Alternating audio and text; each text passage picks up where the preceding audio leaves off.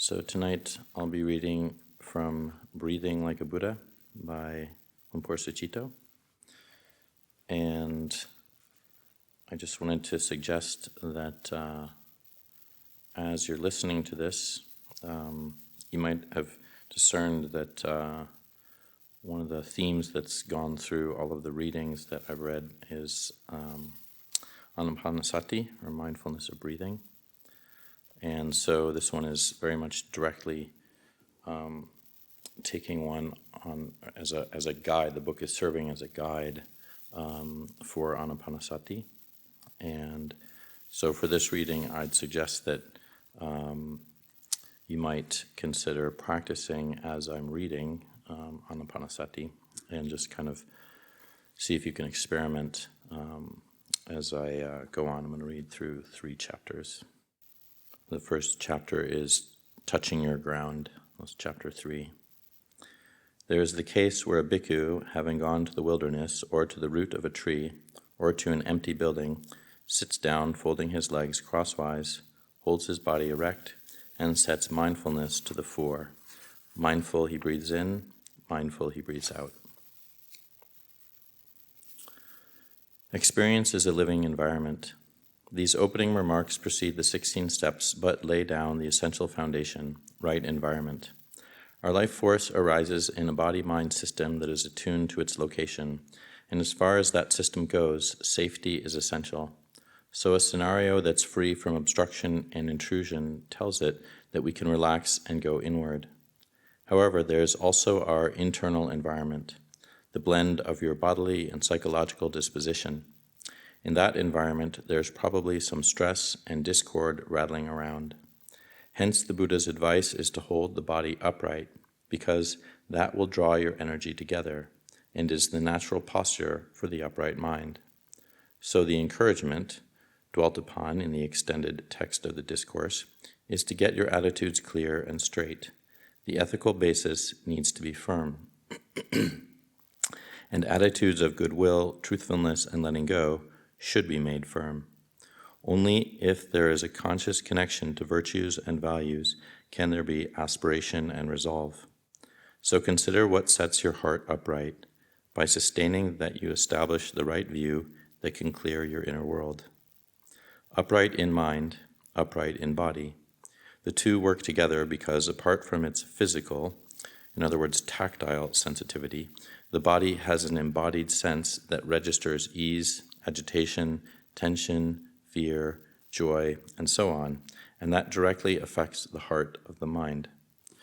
So as you work towards settling in, wherever you sense a bodily settledness, attune to that, linger and sustain awareness of it, and that will help to draw your attention out of its tangle and keep your view straight.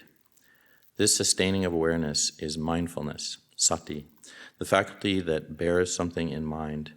Initially, we use this faculty to get a firm basis, a sense of ground. What constitutes your experience of body may be a number of things. Your idea of what your body looks like is a mental construction based on a visual impression, conceptual information, and a perceptual bias. More directly, you'll experience a series of sensations, pressures, warmth, and vitality. Some of these will be physical, such as the pressure of your body on the mat, the brushing of your clothes against your skin, or of temperature or aches. These all occur dependent on physical circumstances. A more constant reference, one that is related directly to breathing and to mind, is to qualities of firmness, vitality, movement, and suppleness in your body. In the Buddhist analysis, these elements are respectively earth, fire, air, and water. They manifest in negative and positive states physically.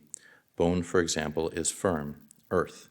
In terms of embodied reflexes, arousal, for example, is warm, fire. And also in psychological terms, joy is warm, fire, and restlessness is air. You experience these, but may not recognize them. When a fever or psychological crisis passes, isn't it reassuring to feel solid again? That's an embodied reference, physically. Physically, you're no more solid than when you felt like a woozy blob.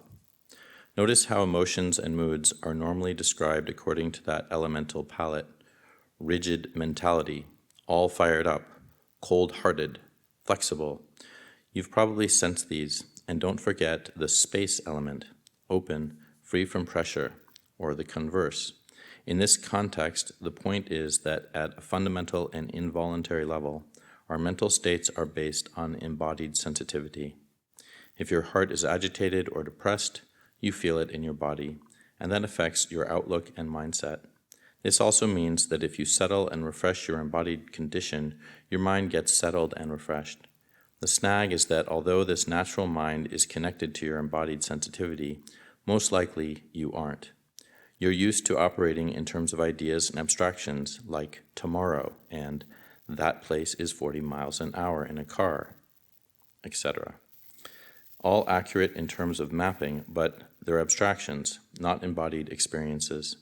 In addition to this, most of our current ways of orientation, guidance, informing, and learning are done through the written word or an image on a screen. This mode of perception operates through a narrow aperture of visual attention, one that ignores the major part of the visual field and all other sensory input. While watching a screen, one may be almost completely unaware of one's bodily presence. A lot of the time, it seems we are experiencing a stream of written words, which one's eyes and mind follow from one point to the next, and so on. This is unlike the body's way of perceiving, in which, even as a hand or foot negotiates a detail, awareness of the body's presence as an entirety is retained as a backdrop. Through this embodied awareness, we retain balance when we walk and are able to place food in our mouths without losing touch with the rest of our bodies. While driving a car, we can discern whether we need to eat or urinate without letting go of the steering wheel. It is this embodied sensitivity, with its reflexes and releases, that breathing can steady and bring to brightness and ease. Embodied intelligence.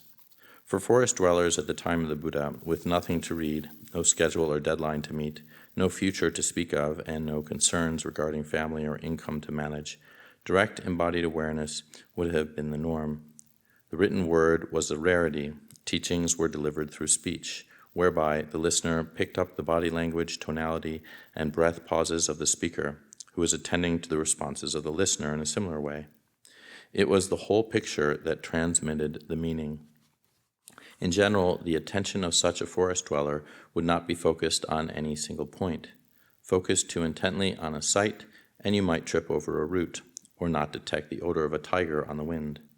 No, to get through the forest, indeed to survive, you have to have an overall receptivity, grounded in your body, in the here and now. Your thinking has to be minimal, your mind quietly attentive. You may notice sights and sounds, of course, but you don't follow them carelessly. Instead, you notice if you're tired or weak or excited, and you balance that mind state and energy against the presentation of external phenomena, as with, can I climb over that? Do I have the strength to deal with that? Am I getting fearful and careless? The state of awareness in a wilderness at night is not concerned with ideas and plans for next year. It's processing the relationship between the vulnerable body and the world that opens directly around it. In this environment, mind is not a preoccupied planner or detached commentator. It's the intelligent receptivity attuned to how one's body and life force is contacting a world of otherness. It is acutely sensitive and resourceful. People of non-industrial cultures used and still use this embodied intelligence to track animals, predict weather, and navigate across vast ocean tracts. In that respect, they were and are far more intelligent than today's city dwellers.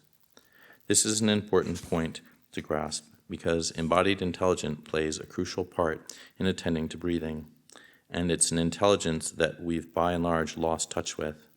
So the training that most people will need to work on is one of accessing their bodily sensitivity and responding to it, carefully to refresh and calm it.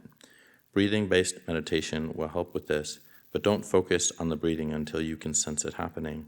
When your body is adequately settled, the rhythm of breathing will become apparent. If it's not apparent, give more attention to settling your body into its environment and establishing that upright, receptive mind. Otherwise, meditation can be hard work that requires strong mental effort and may strain the mind and stifle the heart. As a reference to embodied awareness, you might use the awareness that accompanies swimming or Tai Chi, where it is not overlaid with a sense of getting something or somewhere, and instead participates in the here and now. As with sitting quietly at the root of a tree, deeply settled, not perched, fully resting on what's beneath you, and feeling safe under the canopy with the firm trunk behind you, attuned and at ease. Practical details. The posture. The ideal to work towards in terms of posture is one of having the backside firmly planted on the ground. Then one can tune into the sense of being supported. With sitting, the pelvic floor and thighs are set in a triangular form to support the torso. You might use a chair, but don't lean on the back, and do keep your legs apart to replicate that supportive triangle. It's important to keep your spine erect so that the weight of the chest doesn't press onto the abdomen and restrict the breathing. You might need to gently draw the lumbar back in so that the abdomen opens and lengthens, but don't go too far. If your lower back is pulled into a bow, it may pressurize and tighten the abdomen. In the correct posture, the abdomen feels open but light because the weight of the torso is transferred down the spine, through the pelvic floor, and into what you're sitting on. Draw your arms slightly away from the sides of the chest and resting your hands, palms open on your thighs or in your lap. Let your upper body open. The chest should expand and subside easily with the flow of air. The abdomen doesn't pull or swell. Instead, that region feels free but only flexes slightly. Then the breathing tends to go deeper and is enriching. The fundamental sense is of being supported rather than holding yourself up. Tune in to the given. The felt impression of resting down through the base of the body provides the embodied sense of ground. It's a given. Letting your awareness linger in that will introduce you to how to sense elemental embodied qualities whose harmony brings stability and replenishment. That is, you don't try to experience them. Instead, you sense what is already there. The first impression that may arise from that restful state of ground is one of firmness, earth. Sense that quality in the body as a whole. Also notice how it's conducive to an upright spine. Mental attitude, firm or more relaxed, can negotiate the balance between slack and stiff. Then, when that balance gets clear, linger in that and take in how it feels. The embodied effect or sign of balance will help to settle the mind. Breathing may become apparent. Then attune to comfortable and vital warmth, fire. Can you rest your awareness in that and let your unforced breathing draw from that warmth and spread it through your body? Then air. Is the breathing at ease, unrestricted, passing through the body freely? Give it time and space. As for water, are there any aspects of the body that feel disconnected from the whole? Consciously connect the more integrated parts of the body to include the head and throat. Also, are you in touch with the space around your body? If not, widen your span of attention to include the boundaries of your skin and the absence of pressure there. Breathe into this too, because breathing connects awareness to the felt inner body of the nervous system. If you cultivate it in this way, it will carry these subtly vital effects through the entire system. To add to the sense of being supported, you might imagine that a thread is descending from above your head into the crown and holding it up. But don't lift your head. Then imagine that this thread can carry the rest of your body. First, let the neck be long, then gradually relax the shoulders and so on down your back. Another image that may be helpful is of warm water or oil slowly running down your back, over the haunches and down into the ground. I emphasize the downward direction as this helps to release stress. On occasion, you might also practice a slow sweep of awareness through the physical body, scalp, eyelids, eye sockets, temples, around the mouth, and so on. Establish and keep referring to the spinal axis, not so much as a stack of vertebrae, but as the embodied sense of upright, balanced. In such ways, you bring sensitive awareness through the entire body, from top to toe. The sense of support is to be encouraged, because the workaday lifestyle can produce willful, get-it-done attitudes that condition stress. As you know, under stress, the belly tightens up, and the diaphragm, the sheet of muscle between the abdomen and the chest that participates in the regulation of breathing, also tightens. This tightening can affect and constricts the abdomen. Breathing is then restricted to the chest and lacks depth. Then we don't breathe out fully and we don't get relaxed. Attuning to breathing is only possible in a comfortably receptive way when the body is poised and at ease. So keep settling in until when you ask, how do I directly know I'm breathing? You sense the tide of the breathing process. Let it arise rather than go hunting for it. Don't map the breathing either. Just settle down and let it flow through. When you sustain this balanced and upright awareness and center your awareness of your body, there is a steady and spacious embodied sense that the breathing flows through. That current of breathing and the upright sense support each other. Then you are firmly established, like a wide canopied tree rooted in the earth. Well done. To have touched and stayed on your own ground is a huge step towards improving your clarity and calm. Right mindfulness needs right view. Mindfully, one abandons wrong view. Mindfully, one enters upon and abides in right view. This is one's right mindfulness. Thus, these three states run and circle around right view. That is, right view, right effort, and right mindfulness. An awareness guided by right view. Before we go much further in exploring mindfulness of breathing, I thought to digress a little and look into the topic of mindfulness, or sati. It's a crucial factor because in order to steady the mind and benefit from the calm vitality of breathing, one needs to stay with it and ward off concerns about family and work, calculations of how long you have to sit, and so on. This staying on topic is a function of mindfulness. With mindfulness, the mind doesn't elaborate and it doesn't go forward. There's no, it could be this or and next. Mindfulness is described as the ability to bear something in mind, as in, one has mindfulness, one possesses the highest mindfulness and skill, one recalls and recollects what was done and spoken of long ago. So the establishment of mindfulness is a mental action that's akin to throwing a loop around an experience in order to fully and receptively attend to it. In terms of meditation practice, right mindfulness is not just a matter of sustained attention, but it is also attuned with regard to the suitability of what it settles on. This sensitivity is right view. As the Buddha pointed out, here bhikkhus, when a bhikkhu is giving attention to some sign, in other words, a feature, nimitta, and owing to that sign there arise in him evil, unwholesome thoughts connected with desire, with hate, and with delusion, then he should give attention to some other sign connected with what is wholesome. This is in accord with the nature of mind. What one sustains attention on forms the dominant input for the mind. So one has to train attention in terms of what one focuses on and with what intention. This is called deep, or careful, or appropriate attention, yoniso manasikara. This kind of attention senses whether, for example, giving attention to something inflames or steadies the heart, or is too subtle for the mind to grasp. The Buddha also referenced to wrong mindfulness and stated its consequences. In a person of wrong view, wrong attitude comes into being. In a person of wrong attitude, wrong speech. In a person of wrong speech, wrong action. In a person of wrong action, wrong livelihood.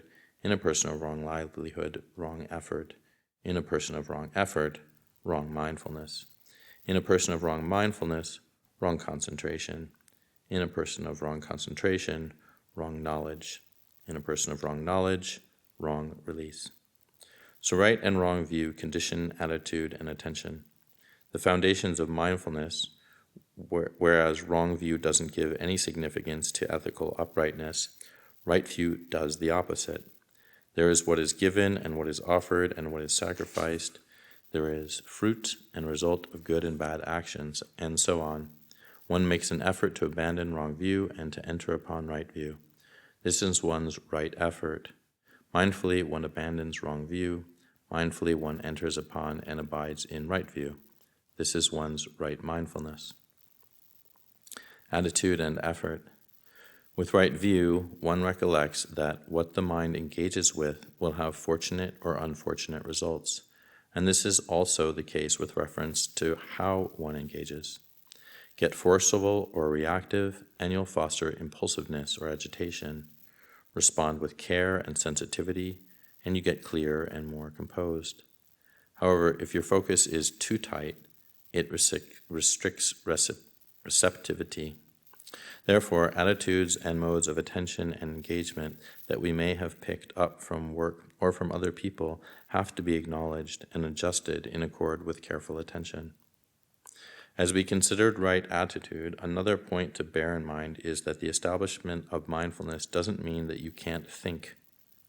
Mindfulness is associated with the ability to remember, that is, the capacity to distill the essence of an experience in order to dwell on it. This uses thinking in a reflective way to arrive at a skillful meaning, rather than to proliferate and speculate. As the Buddha advised, whenever bhikkhus, a bhikkhu dwelling thus withdrawn, recollects that Dhamma and thinks it over, on that occasion the enlightenment factor of mindfulness is aroused by the bhikkhu. On that occasion the bhikkhu develops the enlightenment factor of mindfulness. There are many teachings that one can reflect on towards this end, such as the value of virtue, the self-respect that comes with sense restraint, the freedom and happiness that come with the cultivation of goodwill, the mortality that makes our everyday a life of precious gift, and the liberation potential of mindfulness of breathing. What these skillful themes have in common is that they deepen and enrich our perspectives, are guided by right view and right attitude, and are conducive to right effort. When your virtue is well purified and your view straight, based upon virtue, established upon virtue, you should develop the four establishments of mindfulness. The rightness is that the mind is shielded from distraction and collected on what is nourishing and fruitful. It's good to remember this twofold quality because although the mind can be as mischievous as a monkey and needs to be restrained, it can also be depleted, and so benefits from a focus on gladdening or steadying themes. As we come to realize, one reason that the mind is so erratic is because it's hungry and confused. Therefore, it has to be fed. The kind of foods that are advocated aren't sense data, ideals, and opinions, but calm energies, helpful considerations, and skillful attitudes. Getting these foods depends on establishing mindfulness based on right view. With right view, we consider a more wholesome way of relating. This is with right attitude and approach to meditation and to life in general that rules out forcefulness, insensitivity, and sensory gratification. It may not be apparent that these tendencies are present until you enter the refined sphere of meditation and you find yourself forcing the mind to follow the breath rather than attending to it carefully in order to find out what works. Either that or you grow impatient to get the sweet stuff. Wrong view, wrong attitude, wrong effort. Instead, with right attitude, we explore ways of encouraging and sustaining a steady energy. This inquiry is right effort. So you get the view straight first, then see what, if anything, is needed. Maybe you just need to slow down and attend more deeply, to let the steadiness of not pushing or distracting or calculating have its natural result. Or maybe you need to reflect wisely on how you're using your time and consequently firm up your intention. Right effort develops out of view and attitude rather than out of blind willpower. It means you apply an attentive inquiry to your practice. You apply, you linger, you note the results, you're willing to learn. Right view offers trust in the power of skillfulness. Right attitude lays down some details of what is skillful, and then right effort can follow through on the attitudes and intentions with some pragmatic application. This careful attentiveness should be undertaken in terms of whatever one is involved with, whether this be a relationship with another person, a task, or establishing mindful receptivity to one's breathing. In outline, right effort is fourfold: to refrain from and protect the heart from the influence of hurtful, greedy, or distracting phenomena, and to uplift and establish the heart in whatever is peaceful, wholesome, and meaningful. It needn't be a battle or a strain. If that's what your effort is becoming, you should step back and reflect with deep attention. Ask yourself, where is the skillful factor, theme, or person that can help me get my direction straight? In this way, you ward off what is unskillful, contradictory, or irrelevant, and kindle and sustain what is skillful and supportive.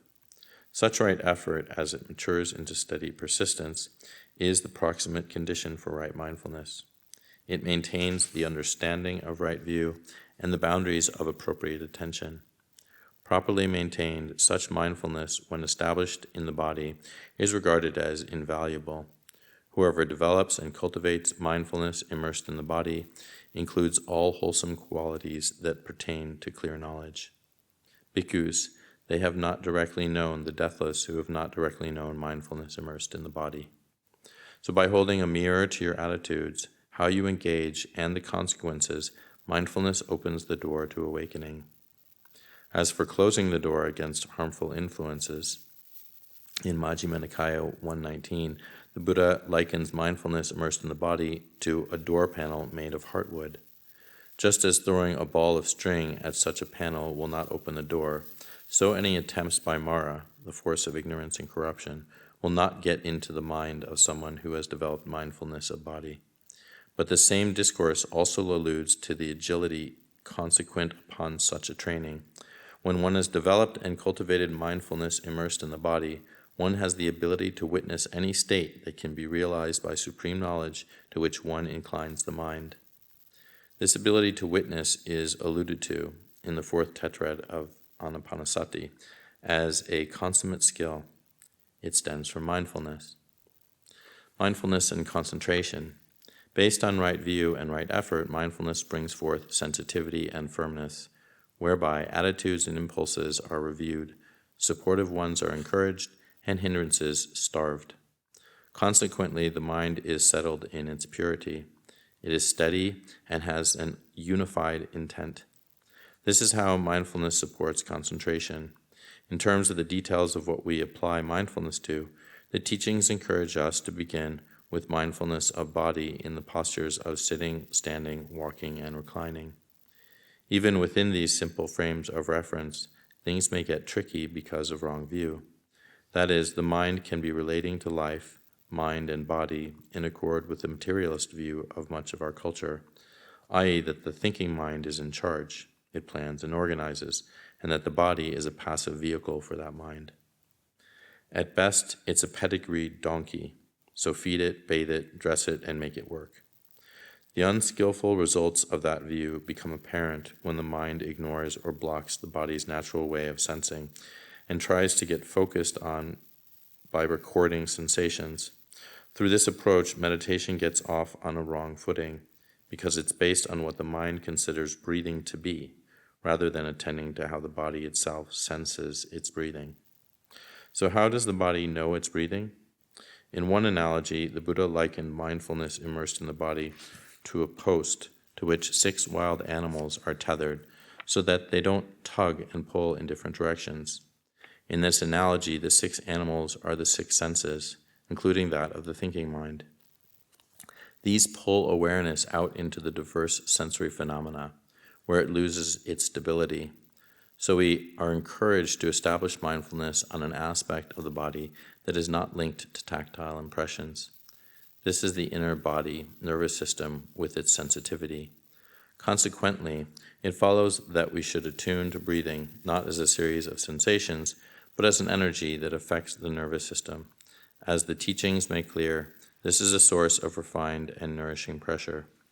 Because of this feedback of pleasure, the meditator is encouraged to attend to the body as a feeling sensitive system. This is the result of regarding the body with right view. Based on that, and with mindfulness and appropriate effort, agitation, stress, and fatigue can be cleared. You can sense where and with what attitude a quality of gladness or ease arises, and through immersing your awareness in a calm and easeful body, you discern the attitudes that cause and sustain tension. You notice what makes you compulsive or operate on automatic pilot, and when you're missing the point and getting stale and bored. Accordingly, you find a way to apply yourself that has been educated by goodwill, sensitivity, and restraint. then the results can only be for the good. When one thus dwells diligently, gladness is born. When one is gladdened, rapture is born. When the mind is uplifted by rapture, the body becomes tranquil. One tranquil in body experiences happiness. The mind of one who is happy becomes concentrated. When the mind is concentrated, phenomena become manifest. Because phenomena become manifest, one is reckoned as one who dwells diligently. The embodied sense and direct knowing. We know that the body has a nervous system that registers tension, relaxation, safety, and shock to a refined degree. However, as becomes evident in the instances of love, anxiety, depression, joy, and grief, the body has an innate relationship to the mind and to what happens to it. This aspect of the body is sensitive intelligence, is what I'm calling the embodied sense. Technically, it's called the peripheral nervous system, but I'll spare you the jargon. On account of this, mentally derived phenomena get registered in terms of bodily uplift, ease or tension, and contraction, and they can get stuck there long after the mental trigger has disappeared. The relationship of emotion and attitude to body is the key to understanding the relevance of mindfulness of body as a path to liberation. That is, just as mental suffering and stress get embedded in the body, through the body runs the path to their release. Moreover, through directly knowing your embodied condition, you can read suffering and stress, its arising and its ceasing. There is no making an end to suffering without reaching the end of the world. Yet it is just within this fathom-long body, with its perception and conceiving mind, that I declare that there is the world, the arising of the world, the cessation of the world, and the path of practice leading to the cessation of the world. Directly knowing, pajanati, isn't knowing about something. It's a non-conceptual and sensitive clarity. The distinction between directly knowing and conceptualizing, manyati, causes us to reset our understanding of mind. In the teachings of the Buddha, there are two words that are translated as mind, manas and chitta. Manas, the conceiver, creates a mental object. That patch of color is a dog, a car, a play of light, or so on. Its action is attention, manasikara. Attention creates a focus, a boundary within the field of sensory data that isolates an area of sight, sound, and so on from the rest of the visual field. Thus an object arises. Chitta, on the other hand, refers to the seat of impulses, directives, sensed or intuited experience, greed, hatred, compassion, imagination, aspiration, and liberation. Chitta provides the subjective reference, I feel like this. That affects me in this way. This is happening to me. To distinguish it from manas, I'll call it heart, although as it quietens and stabilizes, awareness fits chitta better. Manas deals with abstractions such as measurements, possibilities, conventions, ideals, and organization. These are representations of what it is, or might be, or has happened, and in this respect, manas is free from bias or delusion. It serves us through integrating what has been immediately presently sensed into a knowledge that can be stored and used later. Then it's a source of guidance. But there is an if. Manas is by default tilted towards organizing the ever-fluctuating stream of sense data and our impressions of that to form a cohesive world out there. It shapes and organizes what we attend to, but with the flooded input of modern life and the pressure to organize and plan, it goes into a hyperactive mode. That brings stress into the heart and dulls receptivity. I think I will stop there. It's in the middle of the chapter. So that was quite a lot from Ajahn Sucitto. One of the things that I find most valuable with Ajahn Sucitto is that he really helps to dispel a lot of things that we might not see in our own attitudes. Something like how we're breathing, and we just don't know that we're bringing in so much that is actually burdening our practice with observing the breath. So he gives us a lot of tools in order to kind of essentially break that apart, because we can get so fixated in the way we're approaching our experience of meditation that we don't see that clearly. And so we can just think like, this is what meditation is like, and this is what I'm supposed to be doing. And that is he calls that, these sort of perceptions or preoccupations or programs that we carry around. So we have a hard time sometimes discerning that, because they can be carried for many years, even decades of practice, and we don't necessarily see that we're having an attitude that's actually getting in the way of our own receptivity. Oh gosh. Okay, so Upasika Ki, it was very strong in terms of like burning away the defilements and very like fighting mentality. And with Longpo Sucitto, it almost seems like sometimes that can be wrong effort if it's creating tension. So in your meditation, like when do you pick up, the more like su like fighting mentality versus like being receptive and aware and open to what's happening? Well, I think one of the things he was pointing to is yoniso manasikara. So that's like a way that we're not attending wisely, we're not seeing things clearly. Also, he talks about attitude, so like our intentions. And one of the things that's, what I was hoping for when I began meditation was I just watch the breath, and I don't have to think at all. I just watch it, and I'll be enlightened in 30 years or whatever. Just breathe in, breathe out. But it just doesn't work that way. So you do have very different teachings, and it sounds like contradictory.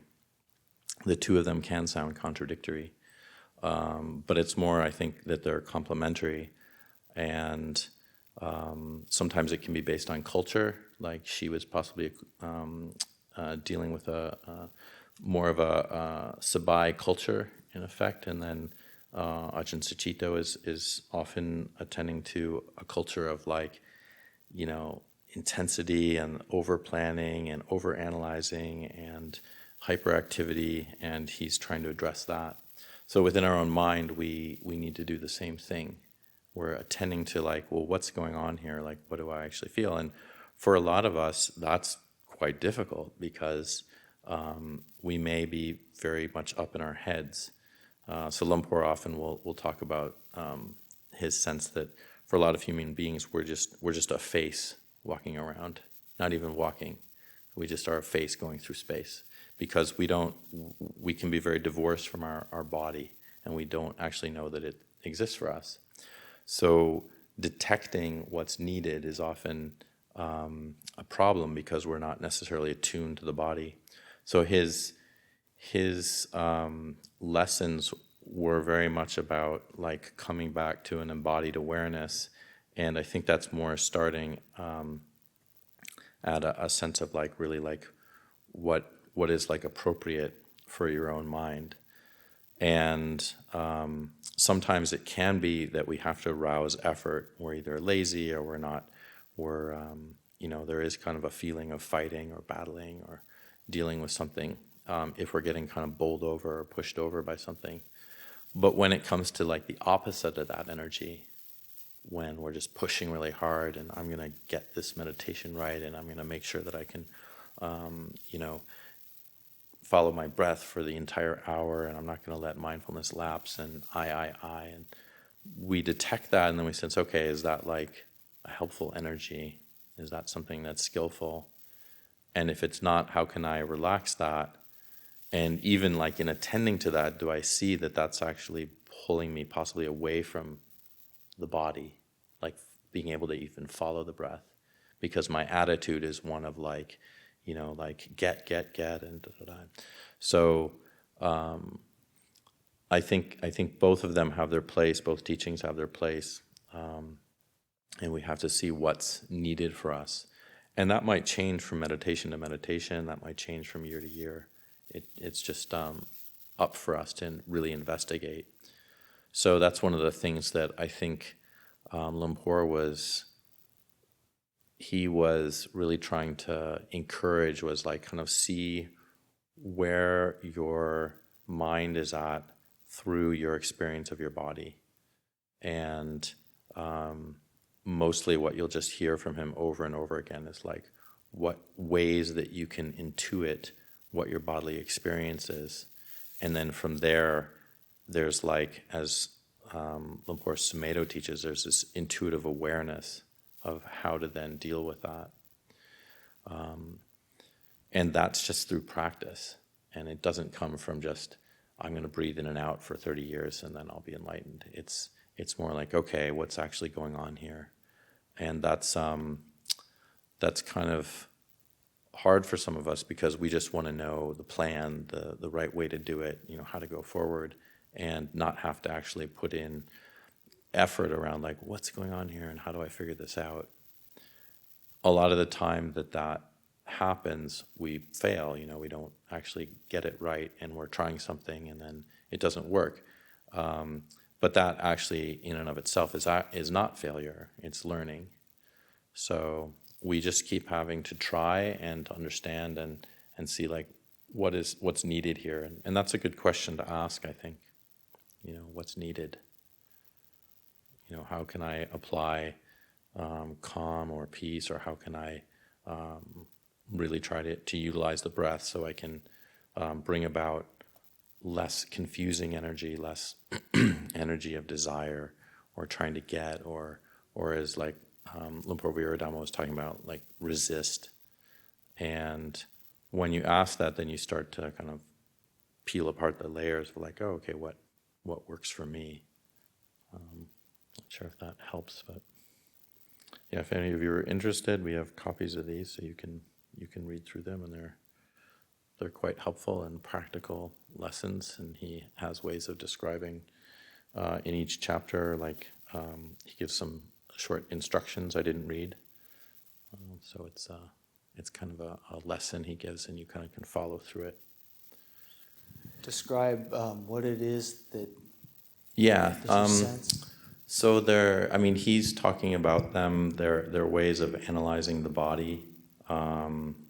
So again, they're not kind of, to me, a magical thing or something. They're just like, oh, okay, what exists within my body? And so they're ways of thinking about that and trying to understand the body from that perception.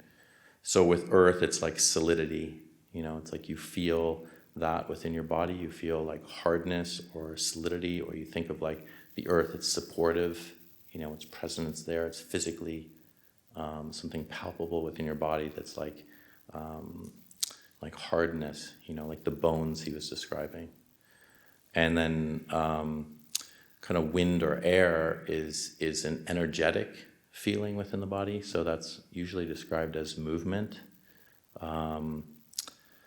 And fire is obviously warmth or heat, and that can also intermix with energy as well.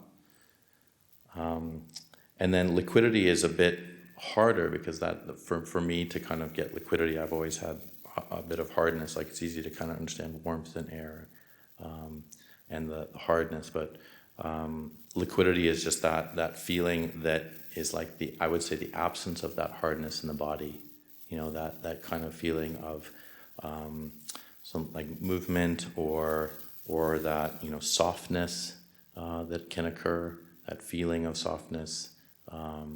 And so these are kind of ways of interpreting experiences within the body.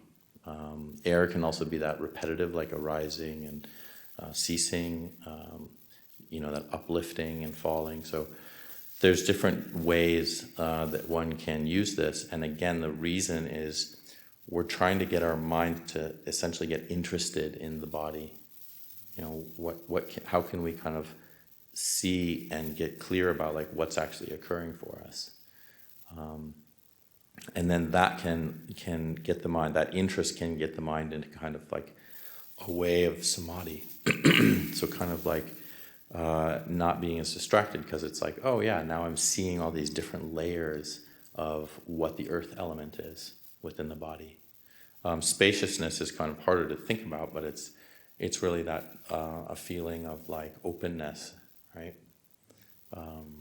Lumpur Sumedho has a great analogy where he thinks like when I say look at the hand, what do you see? And most people say I see the fingers and the thumb, but people don't usually describe the space between them. So that's like a way of thinking about the space element. So there are ways of interpreting our experiences within the body and they can be elemental, but it's also just a way of kind of seeing differences in what your experience is. Just as like when you're breathing, somebody might be focusing on just the breath at the point of their nose, and another person might be feeling the entire breath in the body as they're breathing in and out. So they're feeling the entire movement of that. And those are two very different experiences. And one that could, by following either one, have different highlights in terms of what meditation is giving you. But you can, if you want to do more research into them, there's a lot of writings on them, like on using them in your practice.